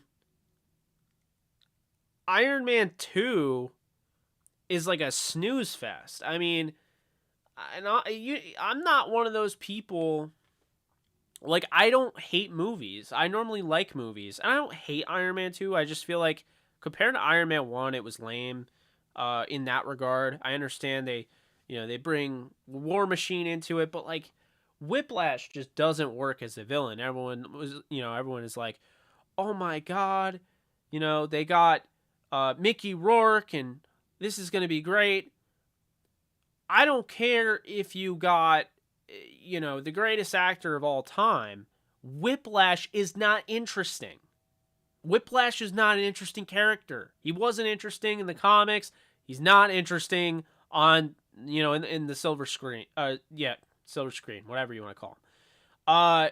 He's just not. Then the third one, you have these lava people. Like, the number one Iron Man villain, and I know you guys know where I'm going with this. Everyone knows where I'm going with this. If you know Iron Man, is the Mandarin, right? Who's a bigger Iron Man villain? Like, I'm going to look it up right now. Because the Mandarin, to me, they ruined the Mandarin. They even made fun of people for the Mandarin and all of that. What's up, Trevor? I see you there.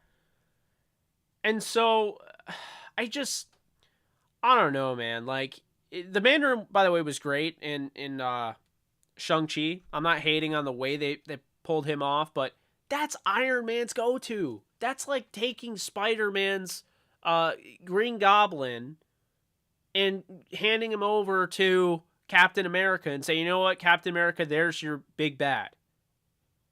It's just like, it doesn't work. Obadiah Stane was the main bad guy in, the first film, and he's one of the top villains, for Iron Man. So I'm okay with that.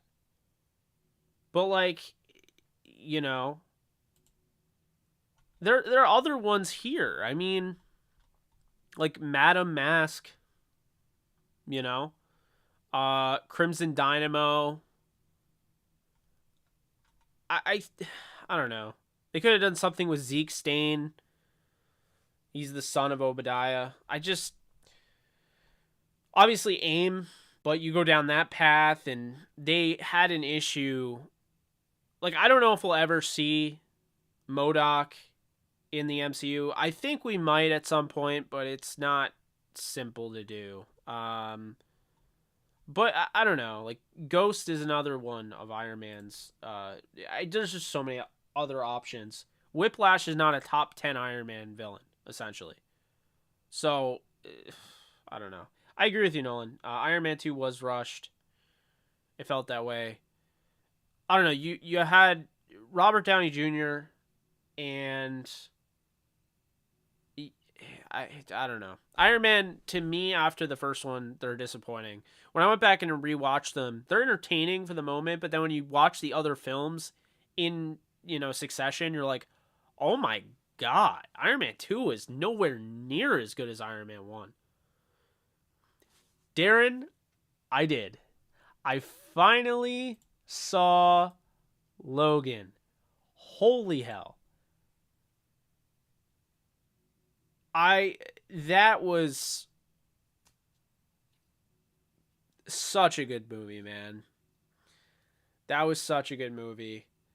The thing I'm confused with is there people that are like, have you seen Logan? Logan's a masterpiece. And then they're complaining that, Hugh Jackman won't reply. I mean, he might someday. I don't know if he will. But they're complaining about the idea that the MCU might not have him reprise his role. Guys, that's a send-off. That's a perfect send-off. Like, it doesn't get better than that. That was literally a perfect send-off to Hugh Jackman.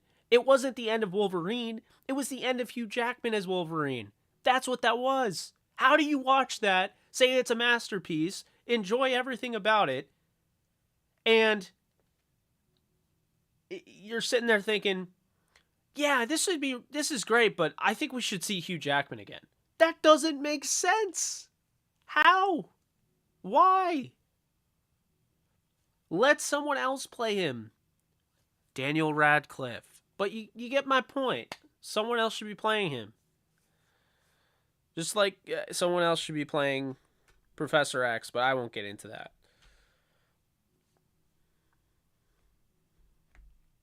Jose, I love Moon Knight. Absolutely loved it. Thought it was fantastic. There are people that had, issues with it, but the same issues, if you have issues with, like, Moon Knight's character, that's one thing, but, like his story in the TV show is pretty comic book accurate, so I don't know why people are complaining. Unless you just don't like the character. That's entirely possible, but I don't know. Which I think is smart. He should be done with the character. There is no point for him coming back and playing Wolverine. None. You could get plenty of guys, okay? He was fantastic, and he is the GOAT for Wolverine, but you can get other guys to reprise that role, and you can let him have his send-off the way it was written in Logan. Yeah. Yeah, Trevor. I watched Logan last weekend, and I absolutely loved it. I just love how raw it was, man. Like, it was just, like, raw emotion, and, like, even the fighting and everything. It was, like, gory and just enjoyable.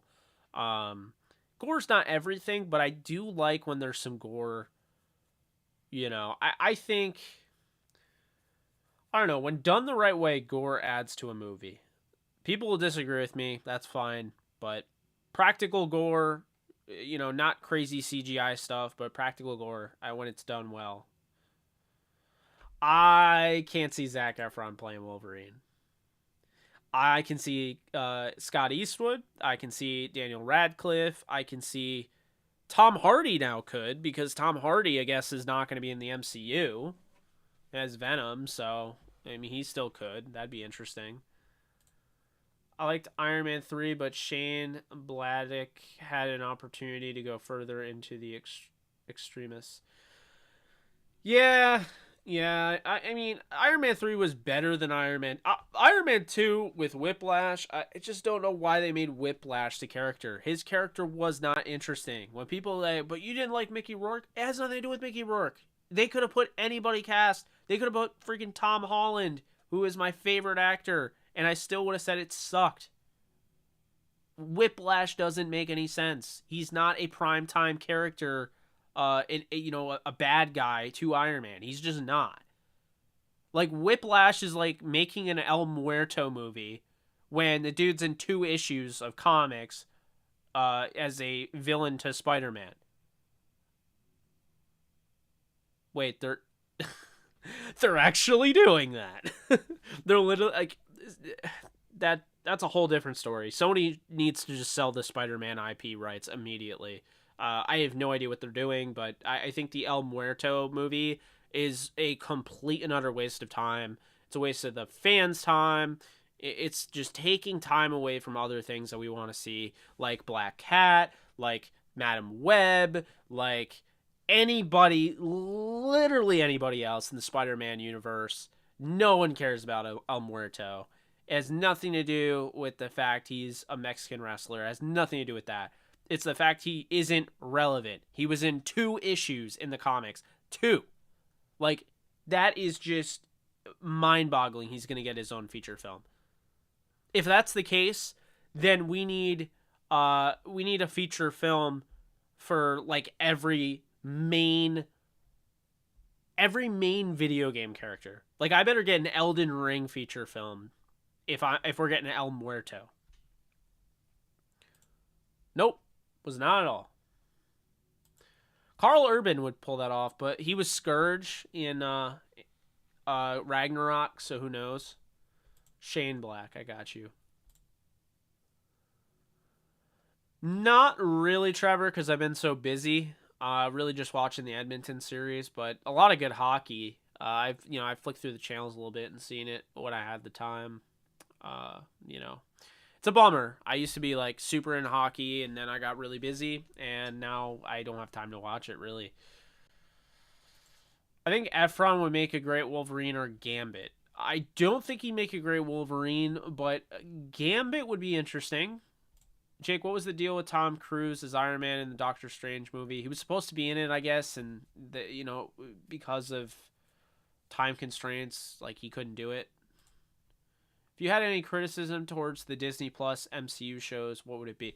Great question. Okay, let's talk about it. Criticism, okay? Let's go through each one. WandaVision. I really, really loved WandaVision, okay? I thought it's arguably the best one. If Loki didn't exist, because Loki is just flawless, and I can't think of anything that's wrong with Loki. So that'll be hard. WandaVision. Is there anything wrong with WandaVision? It takes a little bit to get going. You could argue there's not enough of a hook in the first 2 episodes. Argue. I think I'm being picky there. WandaVision's pretty damn good, and I don't see there's much wrong with it. Falcon Winter Soldier. Really, really good show. Nothing really wrong with it. I mean, yeah, come to think of it, I don't think there's anything wrong with any of those. What If would not really be a fair criticism because it was made a while ago, right? So it had the Phase 3 stuff. It didn't have Phase 4. So it was a little dated. Phase 4 stuff is coming this year. What if season 2? Can't wait for that. Yeah, I don't know. I don't know. Hawkeye, was there? I don't. I can't. To be honest with you, I don't think there's flaws with really any of them. I thought they were all really well made. Like, it's hard for me to say that the worst one. I'll tell you right now, the worst one will be Miss Marvel, because the other ones are so good, and I have some questions about Miss Marvel's accuracy. Like, I understand she's very similar to what Mr. Fantastic has, with the stretchy, you know, arms and stuff, but she's got like the big, like, fists and whatnot, because the Terrigen Mist. But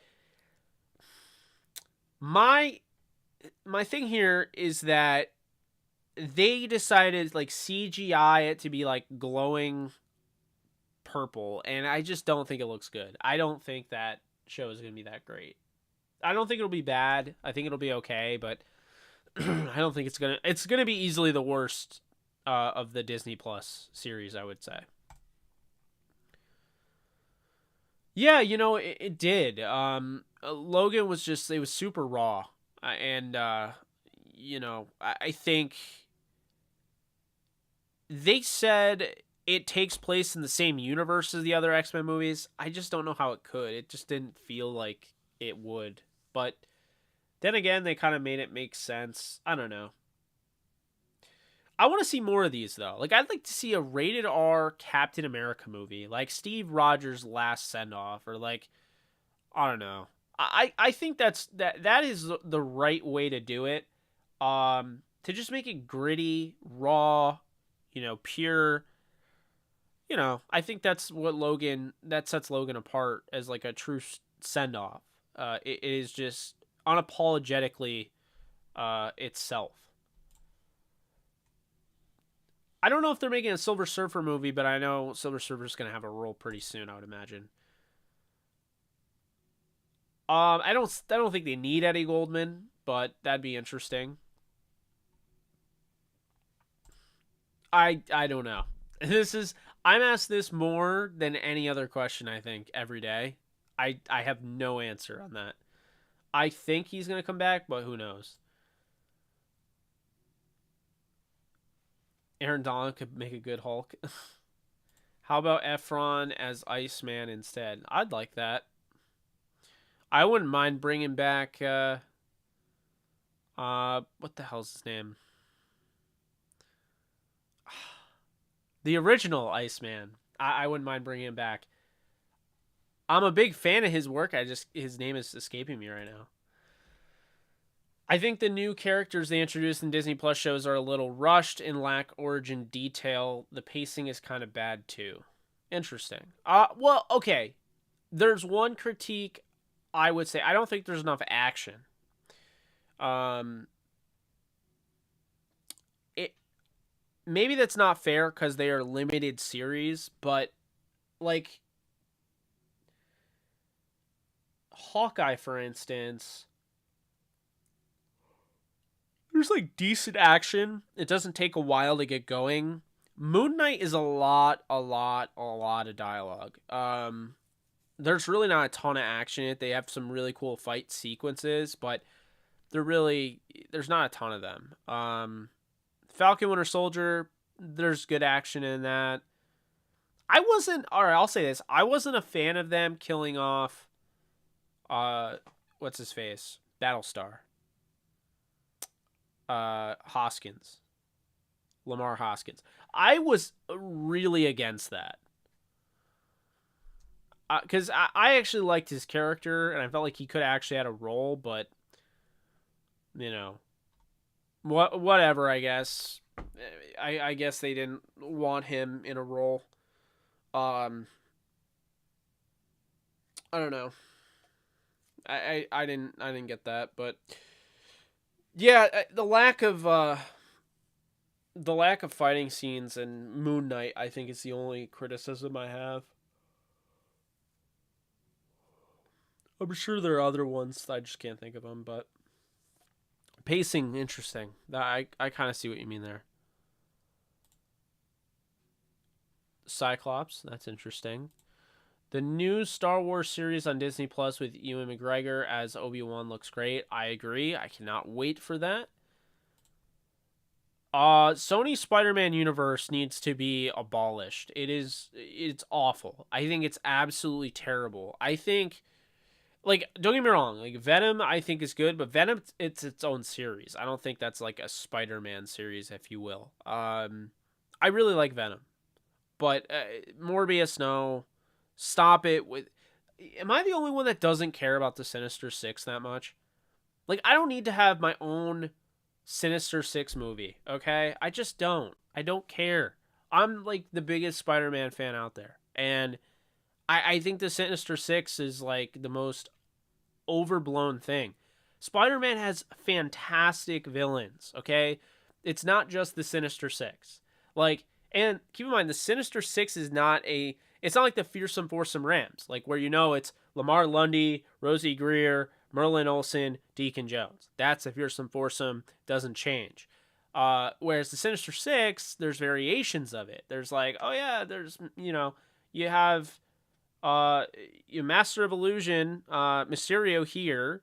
You have, Morbius and Venom and Doc Ock and Green Goblin. Like, stop it. Just stop it. You have all these villains.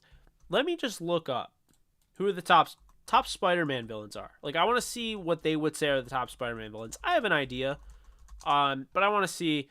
Okay, so Gamer Rant and Screen Rant ranked 22 best villains in Spider-Man history. Number 22, Mr. Negative.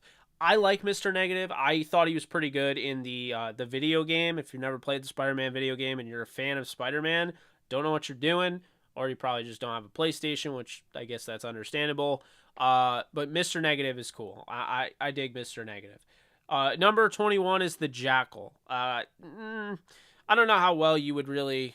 I'm sure you could make it decent in movies, but yeah. Black Cat, I guess, is somewhat of a. I don't know. She's like Catwoman. She's good. She's bad. She's not bad, but she's kind of a thief. But I don't know if I would call her a villain. Yeah, J. Jonah Jameson, I wouldn't call a villain either. Tombstone is one here where he's 18, and I'm thinking if you put Tombstone in the MCU, that could be something. Albino crime boss. I think he'd look good, and I think he and Hammerhead in a film would work. Hobgoblin, haven't used him.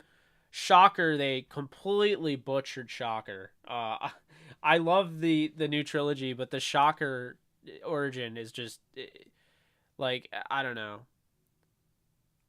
I was not a fan of I really like Shocker as like an enemy, but I'm just not really a fan of what they did with him in the movies. Electro they butchered, but they fixed it in No Way Home. Thank God, he looked great in No Way Home, played by Jamie Foxx. Rhino. All right, people get on the whole Rhino creation in the Amazing Spider-Man 2. The only issue that I have is that Amazing Spider-Man 2 ended on the final scene is him battling Rhino. Like, it just cuts to black. That's my only issue. Him being in a Rhino suit, it's like, I don't know what you want. How are you going to CGI a guy into a Rhino suit? Like, I just felt like him being in a that's just one of those ones where it's harder, I guess, to create. I don't know. Maybe the video game did better. Lizard, they made the Lizard look weird. I'm really not a fan of his character design. If they add a Lizard to the MCU, hopefully it looks way better. Chameleon would be very fun as a villain. I really think that would be a good one. He's already been introduced, by the way. I think, what is his name? Sergey? He was one of the guys on the bus in Far From Home. He's already been introduced. Scorpion would be cool if they figure that out. But again, like, we haven't seen him. Kraven, I don't know where that's going to go. I think Aaron Taylor Johnson was a weird casting for Craven. I really like Aaron Taylor Johnson. That was kind of weird. I'm not gonna lie. We'll see. Morbius, who knows if he ever goes up against Spider-Man? He'll probably go up against Andrew Garfield's, but who knows?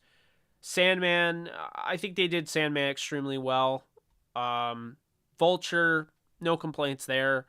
Mysterio was phenomenal. Venom is great. Carnage was great.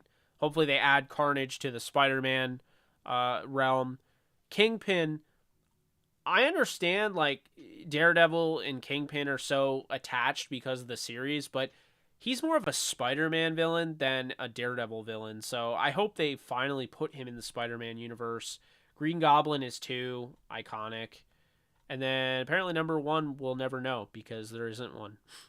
They left out number one, which is something else, let me tell you. To go through that whole list and not have a number one top villain. Oh, it's got to be Doc Ock. Okay, there it is. Yeah. I like Doc Ock's character design, so I'm for it. But there's so many villains, though, is my point. Like, why would we just focus on the same villains in just a different brand? It doesn't make sense to me. I agree. 100% he's a must. Keaton was dope as Vulture. Yeah, I have definite concerns. So I have no idea. Like, I'm really confused. What is Sydney Sweeney gonna play? Because she's not Black Cat. I know some people are like, "Oh, she's Felicia Hardy." Nope, that's gonna be Anya Taylor Joy. Anya Joy Taylor, I think. Anya Taylor Joy, I think it is. Yeah, Anya Taylor Joy is going to be Black Cat, I believe.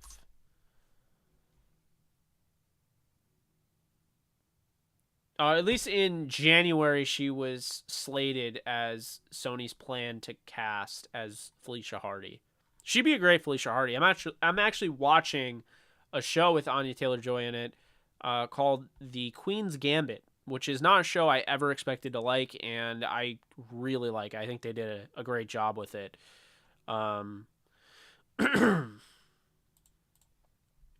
Yeah, I don't trust Sony. Like I said, they're working on an El Muerto film. He's been in 2 issues. 2. It is crazy, but it shows you how important guys like Kevin Feige are. Ghost Rider, Blade, and Punisher would be good R-rated movies. 100% agree. George Mackay. Blade and Punisher have to be rated R. I agree with that. Who does Jason Statham play in the MCU? Good question. Who would he play? And he's confirmed, right? Like,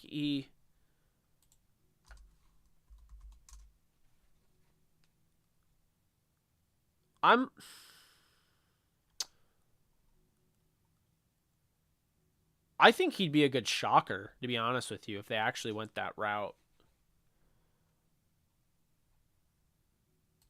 It's like, his name is like Herman Schultz, I think. The actual name of Shocker. I think that he'd be a really good Shocker, but, you know. Sony thinks they can make Spidey villains interesting without Spider-Man. It's ridiculous. Yep. Robin?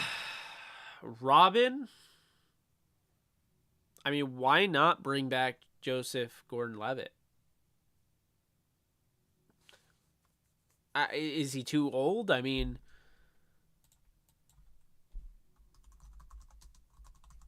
I'm curious. He's 41. I don't know. I could see it.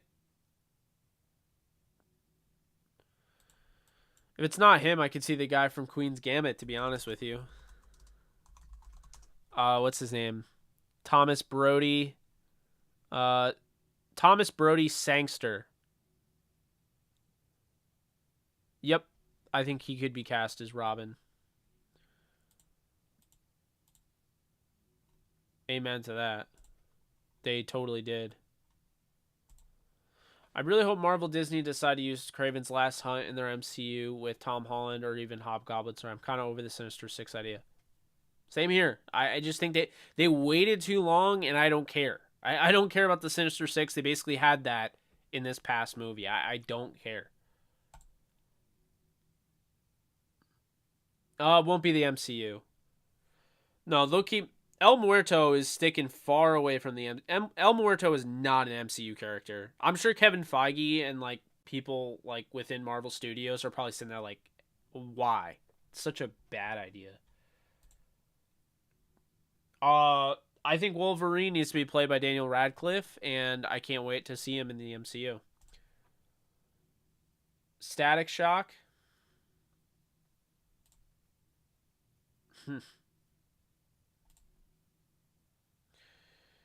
uh Dick Grayson, we'll say.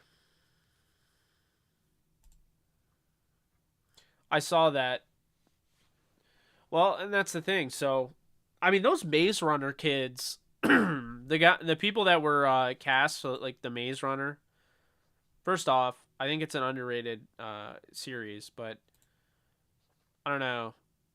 The girl that plays Kaya or whatever, or no, Kaya plays whoever that girl is. Kaya Scodolero or whatever. I'm sure she's going to be cast and stuff upcoming. Will Poulter's in it. He's already being cast. You know that. You know?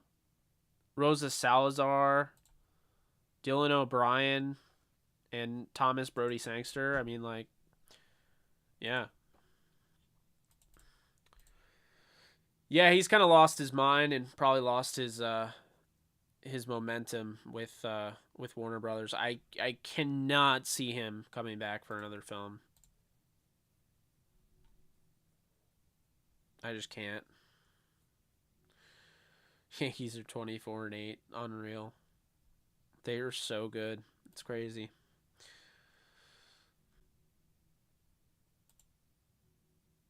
The Houston Astros are low key the highest, second best team in the league right now.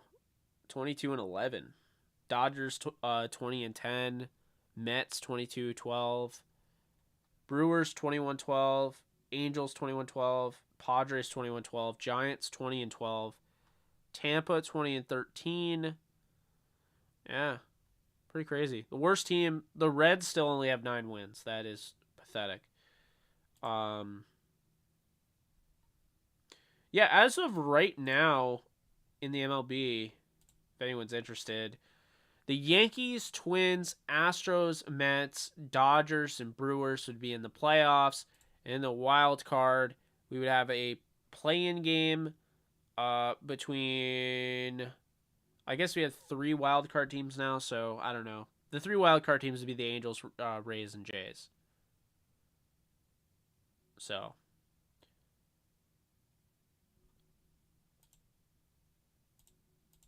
yeah, I don't like them either. Oh, yeah, I actually have a great idea for Shang-Chi too. Oh, 100% Julio. He's 100% laughing at the whatever the Sony Spider-Verse is. Congrats, you've made an entire universe without Spider-Man, who is the focal point of the universe. Like whatever. Yeah, I think Shang-Chi, I have a perfect idea. You do the collaboration between Shang-Chi and Iron Fist. And you don't do the Legend of the Ten Rings, you do the Legend of the Iron Fist. And before anybody complains, I'm going to say that I wouldn't be against what's his face coming back. I actually like him. The guy that was the original Iron Fist in the Netflix series, which I think is incredibly underrated and should be watched and is fantastic. And I would have watched 8 seasons of that if I could have. Again, unpopular opinion. I don't care. But Jessica Henwick, who plays his love interest and who becomes Iron Fist at the end, also, I mean, she needs to be cast as the Iron Fist. Like, I don't know why we're even, like, why, I don't know why this is a debate. Like, Jessica Henwick is freaking awesome. She was so good in that show. Like, I just don't see any other way. She absolutely has to be the next Iron Fist. And I think doing the Legend of the Iron Fist arc, you could make it so you could have a multiverse thing. You could, because I'm curious, and I want to get your thoughts on this. And we'll wrap this thing up because I am getting tired. But I want to get your thoughts on this, guys.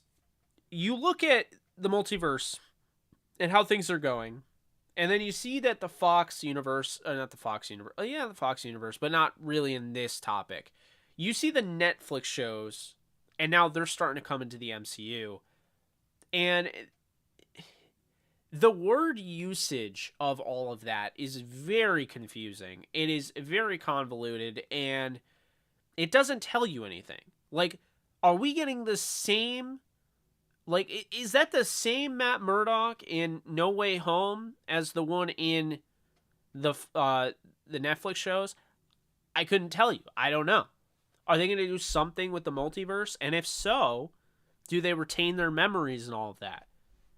Because what I think that they could do, and I don't want to spoil anything, but what I think they could do is cause an incursion to fuse two realities, make that the go-to MCU reality, and have it bring in all of the stuff that they want to bring in.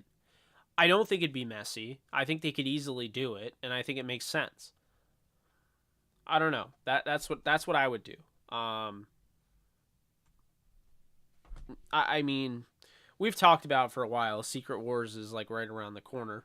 You know, it's not a spoiler. I mean, I've literally mentioned Secret Wars multiple times in the show. But yeah, I don't know. I think Jessica Henwick as Iron Fist makes a lot of sense. That should be the next Shang-Chi movie. But yeah. It's a great question. I was bummed about John Watts leaving until I realized John Watts is entirely leaving so he can go and make another film that's not comic book while he waits for Spider-Man 4. Like, he's going to end up directing Spider-Man 4. I have no doubt in my mind. He's going to end up directing all of the Tom Holland. He's going to direct the entire new trilogy. I guarantee it. But anyway, so since I believe that, that makes sense to why John Watts left. There are two names that I've heard, and one that I know you know. But the first one I've heard is John Krasinski, who would be Reed Richards in this movie and would direct the film. That was the first one. The second one I've actually heard is Bryce Dallas Howard. For those of you who don't know, Bryce Dallas Howard directed some key... I think she directed some key episodes in the Mandalorian series, but I know she directed key episodes in the... What is it called? Boba Fett series. And so I think Bryce Dallas Howard could potentially, if she did do that, she could be Sue Storm. So that's what I've heard, is that she could direct it or John Krasinski. I don't know who's going to end up directing the film. I have no idea. I think those are two that are the most... They make the most sense, but I don't know. I think John Krasinski is probably the one I want to direct it, but, you know, I could see them doing something else, and I wouldn't be surprised at all. So... it makes me wonder, you know, Michael Waldron, you know, you have the Rick and Morty connection, you have multiverse, you have Loki. It's a lot of time travel. So it makes you wonder if this Star Wars film would have a lot of time travel in it. It's a good question. I don't know. I mean, I like Michael Waldron, so I'm for it. But it makes you wonder, like, his thing is time travel. So I'm very curious to see how much time travel is in that. Yeah, that would be interesting. I'm curious how much the Fantastic Four will have to do with the next Spider-Man movie. Like, I don't know.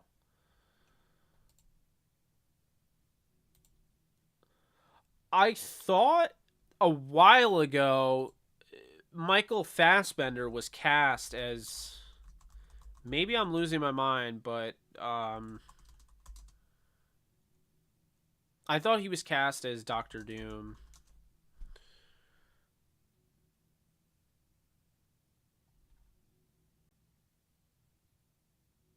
I don't know what's going on with Michael Fassbender.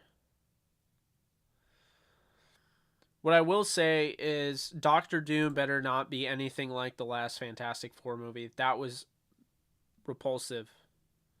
He was like a rock. Like, that's not Doctor Doom. Fassbender needs to really be Magneto again. I mean, if we're being honest. Mads Mikkelsen could end up being Doctor Doom if they pull a multiverse card. Even though he played what was it, Psychilius or whatever.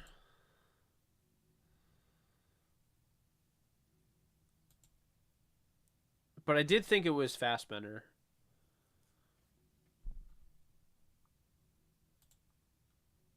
There's also talk about Viggo Mortensen. I'm reading it right now. I don't know.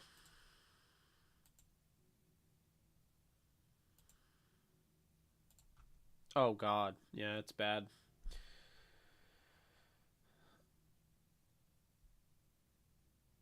I would assume so. I would be shocked. I saw Glenn Howerton like early on, and I was like, no. Here's one. Here's a casting I like. I'm sure you guys have probably heard this. Chase Stokes from OBX. If you guys don't know, Outer Banks. If you haven't seen it, highly recommend it. Thing sucked me in. I finished it in a day. That's 2 seasons. Yep, I understand how unhealthy that is, but I finished that in a day. And Chase Stokes is awesome. He plays the character John B in that, and yeah, he. There's talk about him being Johnny Storm. And I'm really wondering if it's going to happen because I could totally see him being a kick-ass Johnny Storm. Like there was this leak that people don't think is real. And at this point, hard to imagine it is. But there's this Fantastic Four leak that Seth Rogen was going to play Ben Grimm, which, by the way, is a perfect casting. Seth Rogen would be great for that. Chase Stokes would play Johnny Storm, perfect casting. Kristen Bell would play Sue Storm. I'd be all for that. I just don't think it's real. And Glenn Howerton was a bizarre one as Reed Richards.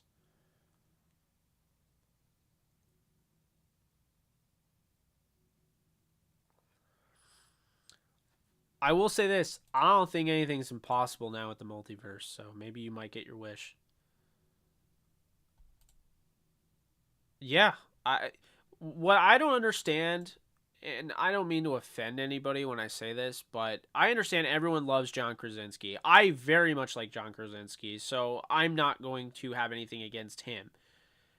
But just because John Krasinski does projects with Emily Blunt doesn't mean that Emily Blunt needs to be in every single project John Krasinski does. When I see people that are like, yeah, Emily Blunt needs to 100% be Sue Storm, it makes no sense. There's an age gap between uh Reed Richards and Sue Storm. So, like Kareem says right here, Madeline Klein from Outer Banks makes a ton of sense as Sue Storm. She's younger. John Krasinski's older. That's the Reed Richards to, like, Sue Storm is not the same age as Reed. That's the whole thing. She's younger. I think Madeline Klein would be perfect. Um,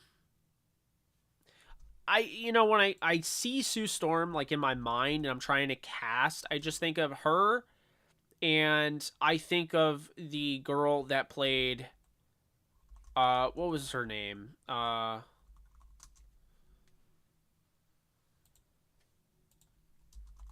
forget her name. Moriarty.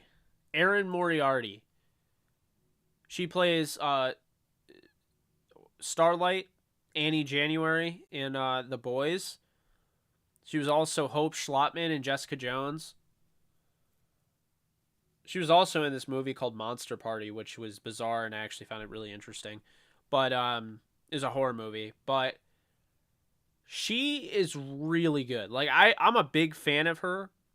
Um, I think it's either her or Madeline Klein that would be a fantastic choice casting her as Sue Storm. Obviously, Erin Moriarty's already played a superhero. She knows what it's like. And Sue Storm is kind of similar to Starlight in a sense. I don't know, like that, kind of like as just I don't know, but yeah, I think that would be the move. That's funny.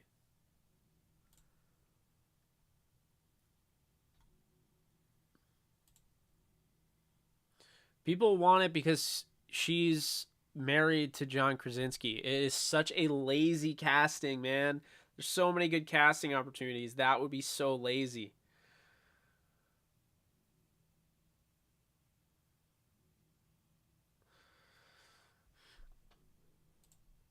I haven't seen the season 3 trailer. I really want to.